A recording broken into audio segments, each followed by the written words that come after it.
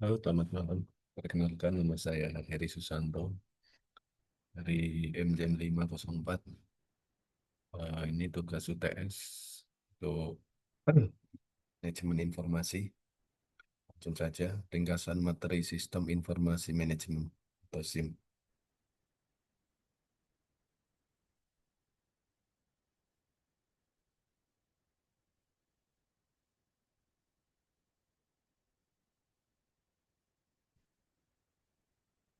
Pada minggu pertama, eh, yaitu pengenalan SIM atau sistem informasi manajemen.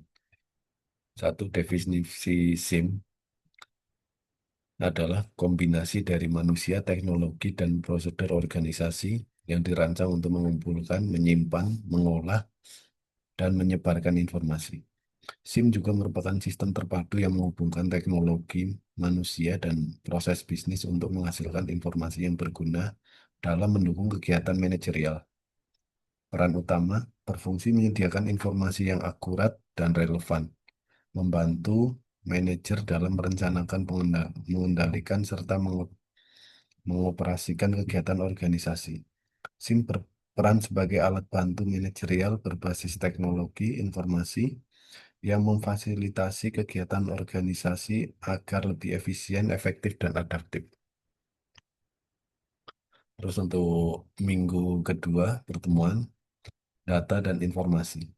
Konsep data, definisi, fakta mentah yang belum diolah, angka, teks, simbol, dan lain-lain. Contoh data penjualan harian. Hubungan dalam SIM. Data adalah bahan mentah yang diproses oleh sistem informasi manajemen. Informasi. Hasil dari pengelolaan data sehingga memiliki makna dan nilai bagi penggunanya. Informasi menjawab pertanyaan siapa, apa, di mana, kapan. Informasi adalah pengelolaan data yang memiliki makna. Pengetahuan, pemahaman mendalam, pengalaman terakumulasi, dan keahlian yang diterapkan pada informasi untuk menyelesaikan masalah. Pengetahuan adalah pemahaman mendalam hasil interpretasi informasi. Komponen SIM. Sebuah SIM terdiri dari 5 komponen utama yang saling berinteraksi dan bersinergi. Satu, perangkat keras atau hardware, komponen fisik dari sistem komputer, CPU, perangkat input atau output yang berfungsi menjalankan instruksi dan memproses data menjadi informasi. Perangkat lunak atau software, program komputer yang mengarahkan operasi perangkat keras terdiri dari software sistem, OS, dan software aplikasi, program spesifik untuk bisnis. Basis data atau database, kumpulan data yang terorganisir dan saling berhubungan, berfungsi sebagai penyimpanan data dan pusat informasi. 4, jaringan atau network, sistem komunikasi yang menghubungkan perangkat keras dan pengguna untuk kolaborasi dan distribusi informasi. 5, manusia, the people, sumber daya manusia termasuk pengguna akhir dan spesialis BI yang mengoperasikan, mengelola, dan menggunakan semua komponen untuk mencapai tujuan organisasi. Komponen utama SIM, minggu keempat. DBMS atau GBAS, basis data dan analisis kebutuhan informasi gabungan. DBMS, Database Management System, perangkat lunak yang memungkinkan organisasi mengelola, membuat, dan memanipulasi basis data secara terpusat dan efisien.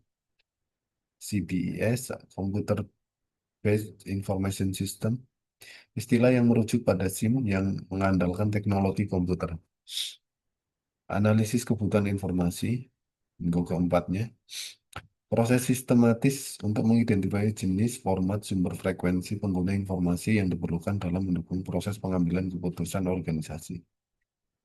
Kebutuhan informasi berbeda-beda tergantung pada tingkatan manajemen, strategis, taktis, operasional, dan fungsi organisasi, keuangan, pemasaran, dan lain-lain. Level operasional membutuhkan informasi yang detail, berorientasi historis dan harian atau real time, misalnya transaction processing system, Level strategis membutuhkan informasi yang ringkas, berorientasi masa depan, dan berasal dari sumber eksternal, misal eksekutif support system.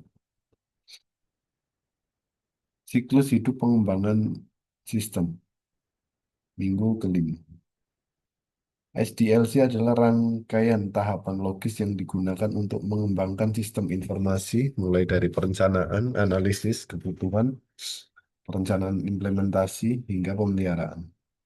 Tujuan menghasilkan sistem informasi yang memenuhi kebutuhan organisasi, menjamin kualitas, dan mengurangi risiko kegagalan implementasi. Tahapan utama SDLC: menentukan ruang lingkup kelayakan proyek, analisis, mengidentifikasi, dan mendokumentasi kebutuhan pengguna. Perancangan desain, merancang blueprint sistem, antarmuka, basis data, dan program. Implementasi program, instalasi hardware dan software, dan konversi sistem. Pengujian, memastikan sistem berfungsi sesuai spesifikasi. Pemeliharaan, perbaikan, adaptasi, dan penambahan fitur setelah digunakan. Jenis-jenis SIM. Jenis sistem TPS atau Transaction Processing System, levelnya operasional, level manajemen operasional, fokus utama, pencatatan transaksi harian, keterangan, mengumpulkan dan memproses data rutin dalam volume besar.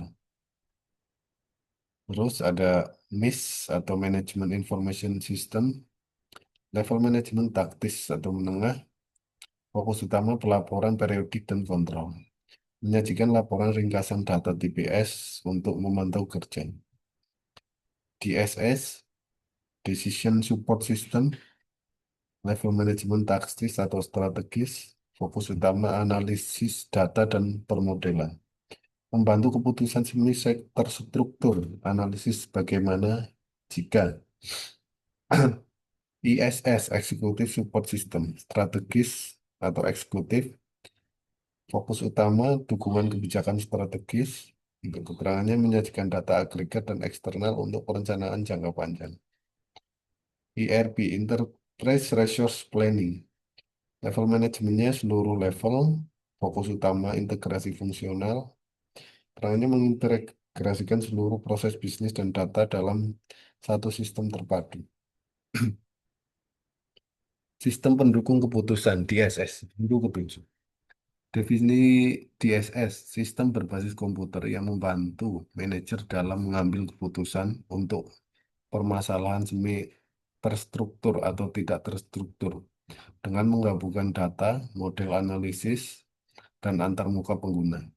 Komponen inti DSS, sistem manajemen data, berfungsi sebagai tempat penyimpanan dan pengelolaan data dari berbagai sumber. Sistem manajemen model manajemen subsistem berisi perangkat lunak, analitis, dan model kuantitatif, statistik, simulasi, optimasi. Sistem manajemen dialog, user interface subsystem, antarmuka yang ramah pengguna untuk interaksi, business intelligence, kumpulan alat dan teknik untuk menganalisis data bisnis dan menyajikan informasi untuk membantu pengambilan keputusan yang lebih cepat dan berbasis data. Hubungan di SSBI sering terjadi fondasi data dan analisis untuk DSS. BI memberikan pandangan strategis berbasis analitik data besar, sementara DSS membantu manajer dalam keputusan semi terstruktur. Demikian dari saya. Terima kasih. Saya Heri Susanto, MJ 504. Assalamualaikum warahmatullahi wabarakatuh.